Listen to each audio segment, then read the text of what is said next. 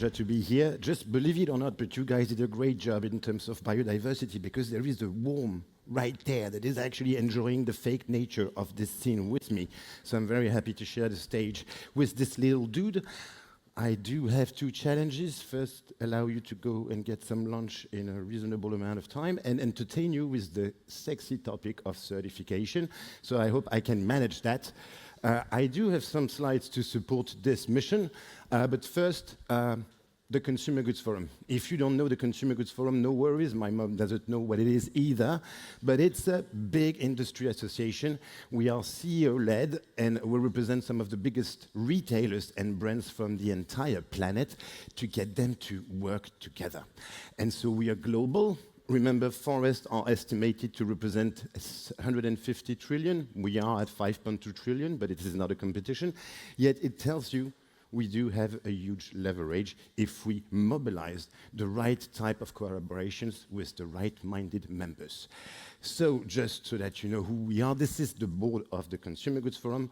Only CEOs are attending the board, so you can see some familiar logos, some familiar competitors, and also a lot of manufacturers.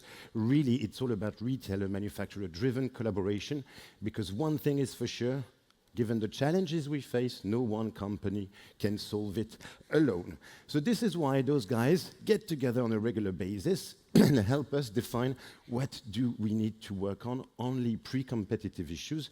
Sylvia did a great job in introducing the Forest Positive Coalition, which I work on. I also work on human rights, and we connect the dots to make sure that people and planet are always in the laser focus of our work. But I also work on an industry solution, which is the Sustainable Supply Chain Initiative. You may be familiar, for some of you, with the GFSI, which is about food safety certifications. The SSCI is about sustainability certification. I wanted to look like a scientist as well, given the people we had on stage this morning. And I love this one because I think I need a PhD to actually make sense of it, and this is yet my job.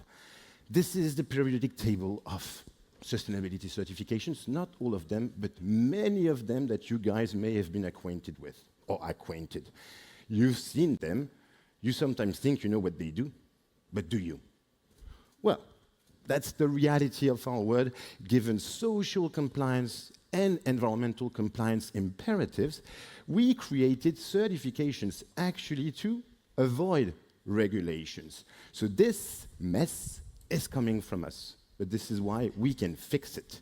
Because today, many of those can be relevant because they cover electronics, or they tell you that people are working under fair conditions, or they tell you that your palm oil is sustainable.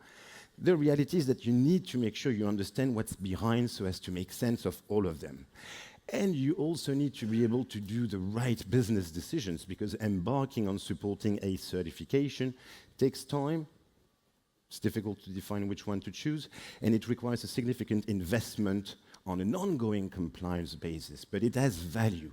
It has value, I can tell you, but it's not perfect. And Michal from Poland just said it, showcasing 3 of the largest forestry certification. They're there, they're not perfect, but they're today the only solution that we truly have to actually monitor forestry compliance and make sure that we do not drive deforestation and conversion. And one other reality, 300 plus certifications have been registered or mapped, and we estimate that this is an average of 12 new certifications per year. Remember, after COVID, we even saw one that was saying, this product is COVID-free. And this is how ridiculous it can get. You can't certify that the product is COVID-free, it makes no sense. Yet some certifications may give you the wrong message or tell you the wrong story and certify absolutely nothing, while others are very thorough and really help in driving progress in key commodities or tackling some key issues. So we decided that we needed an industry solution, which is to benchmark for you those certifications and guarantee that they are structured adequately and that they cover the right thing. And I'm not going to go through that, but just so that you understand how professional we are doing the job, these are all the things we benchmark when it comes to the scheme management, so how the certification is structured and can operate in a credible manner. And then we are checking all of the issues from a social standpoint that they cover, making sure that all of those are adequately managed and monitored. And from an environmental standpoint, here we are as well. So you see, it's a lot of work, but it's really to help retailers and manufacturers to deliver with the right certifications on the promise of a sustainable future. Yet, the reality is that these are today the recognized ones and the one in process. You're not going to see 300 certifications there ever, because not all of them are going to make the benchmark, because not all of them are actually designed to pass it. But this is not a problem. What we need to make sure of is that the most relevant ones for you are progressively coming onto that slide and making sure that, you know, these certifications cover minimum requirements. Once again, we're not looking here at the race to the top.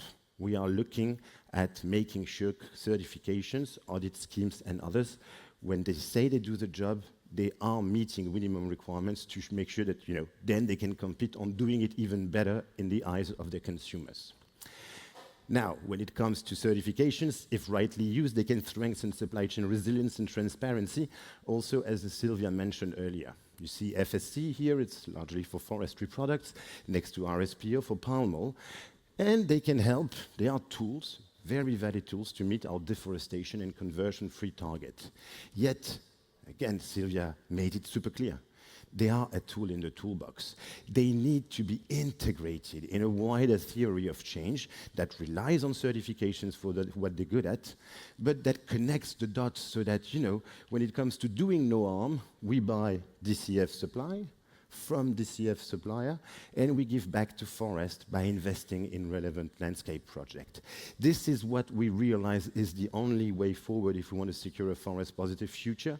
For the simple realization is that back in the days we had a commitment on help achieving zero net deforestation by 2020, and we overly relied on the assumption that if everybody from our membership was buying certified products, this would generate a key signal to the market and render the availability of certified products the norm.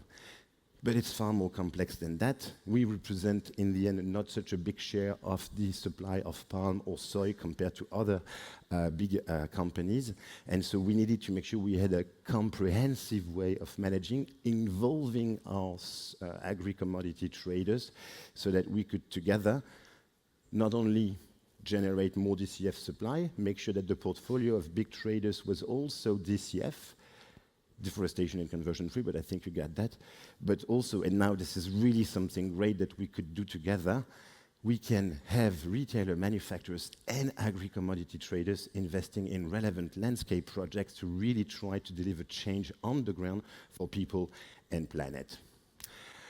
Moving us on. Certifications, they are sometimes taken for what they are not. And they just tell a story, not the whole story. And there is this mindset which is wrong, that certifications, once you have the seal, it should all be perfect. But let's face it, we're working with humans, so perfection is not what you can expect. There will always be flaws in the system, but some certifications, whether they focus on product-specific attributes or on management systems to deliver on fair working conditions or environmental compliance, they are actually just representing that part of the puzzle. And so we need to be clear that you can't expect too much from certifications, but should expect the minimum is to tell the right story, but also help us achieve progress. Perfection should not be what we expect. Certifications are really a tool helping us move us along in the right direction. And I wanted just to get back to one example that I like in this recognized standards by the SSCI. I'm not promoting them, it's just to get back to basics, because Colombia, lovely countries where you have operation, is big on flowers. And I didn't know that until we had to work with them. And I wanted to just recap what exactly can a certification deliver, especially if established at a national level. This is the contribution of the flower sector to the economy. Yeah, not so good on being 80% of the international cargo, but pretty much good on being a big part of the GDP. But what matters with a certification is those facts. They represent 240,000 jobs, 100% formal, 100% formal. And this is what the basics that a certification deliver on. You can't have decent working conditions if you don't have a working contract or if you have a large share of your GDP based on the informal economy. Thanks to the job here of private actors next to governmental ones, we do have a sector that actually represents a fair share of the agricultural sector in terms of employment, with, as you see, a large representation of women. And 28% of the total job in agriculture are formal and represented by the flower sector compared to other sectors in Colombia. And again, it's all the more important with female empowerment, given the share of female jobs represented by the flower sector. This is exactly a nice story that certification allows you to be able to tell. Retailers are usually, in most cases, some of the biggest private employers in their country, if not the biggest, or the biggest employer in the world if you're Walmart.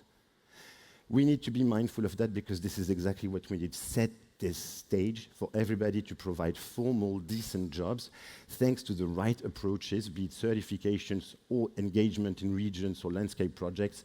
We can keep that in mind and deliver on that promise that things will get better. And so, why certifications? Well, because if well used, they can be a strategic engine for growth. And again, I'm not over-promising here, but if you prioritize the right one, and if you focus on the right issue and you don't try to boil the ocean, using certifications as part of your procurement processes and your product delivery can really help in asserting sustainability fundamentals. Once again, you should not expect perfection. You should embrace progress over perfection, because what certification allows is really to pave the way towards better engagement from smallholders to retailers, suppliers, you name it. Everyone can benefit from it. You do not question food safety certification because you want your food to be safe. Yet the reality is that for some reason, we still challenge sustainability certifications, so we need to make sure they are credible, trustworthy, and deliver on what they should be delivering on so that we can benefit from all the advantages, notably in terms of resilience. This is why, at a company level, certification should be well understood, and it can't be coming from the sustainability department only. Procurement needs to know what's behind, legal needs to know what's behind, finance needs to support it. Everyone needs to be on the journey to understand what we are doing this, why we are relying on these partners, and why we are trying to make sure that we progress. But stop believing that one audit report or one seal of approval is actually guaranteeing zero default. This is never going to be the case.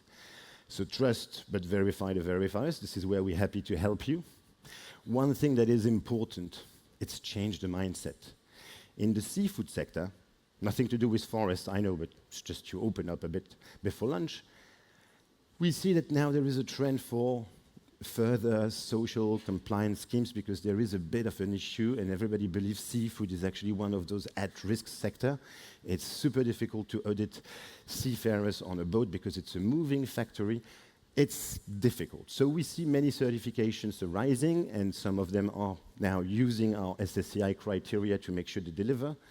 But what people we talk to, stakeholders and producers and operators in the seafood sector say what we get from retailers is that they just want to have clean audits. Just give me the insurance that I won't have any problem with the seafood I'm going to deliver to my customers. This is really not the right mindset. We should actually accept that audits are here to tell us what could potentially wrong. Imagine if I was going to the doctor because I'm seriously ill and he was telling me, well, I'm going to give you a pill so that you will actually get better. And I'm like, no, I don't want to get better. I just want to look good because that's what I need. Right now, I just want to look good. We treat the health problem later. This is exactly what sometimes by asking clean audits, we are putting ourselves into, and this is wrong. We should actually appreciate that an audit is a photograph at any given moment of a situation. If it's flawed and it doesn't tell us where we need to improve, we can't actually remediate some of the challenges identified. Well, we should be actually genuine to our commitment to sustainability and say, well, I see that there is a problem, could be informality, could be lack of respect of working hours, etc., or could be actually a problem with deforestation and conversion. Well, I need to know so that I can work on it potentially prevent it, mitigate it, and remediate. So then we can tell a meaningful and engaging story. Sustainability, so it's from 2024, right? So it may have changed in 2025 thanks to the global context, but 54% of CEO statements linked sustainability to a business value. Certification have a key role in making sure that this business value through the sustainability lens can be delivered. And so we need to really think about what we can hope to achieve with the right certifications. All commodities are at risk.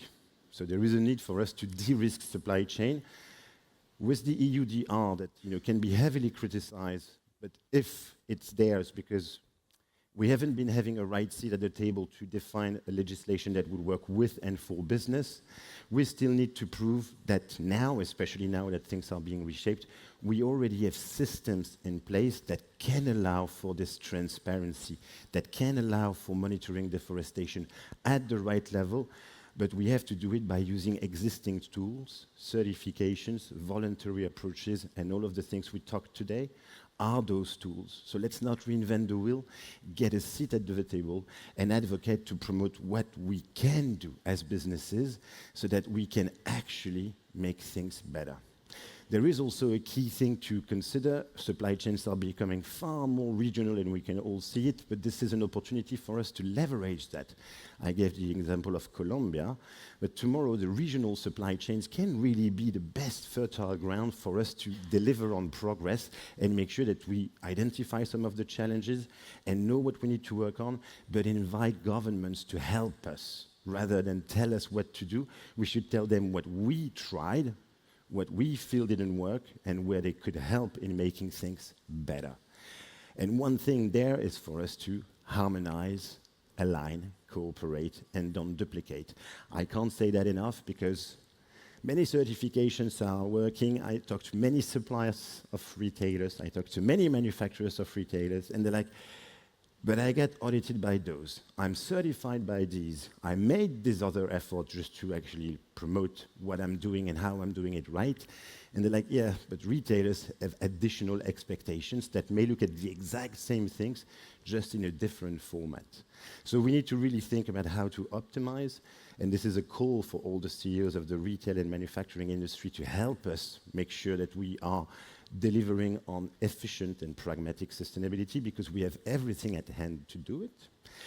And we have also, to deliver on the promise of resilient supply chain. Sustainability today should be associated with resilience, the de-risking of supply chain. And we also have to consider another thing. Supply chains, especially in the agri-sector, are at risk of not having enough people. In the US alone, 1 farmer out of 2 is either about to retire or simply give up because too many regulations, too many pressure for customers, too many things. And so we are losing the people that deliver the food we need because, after all, we're humans.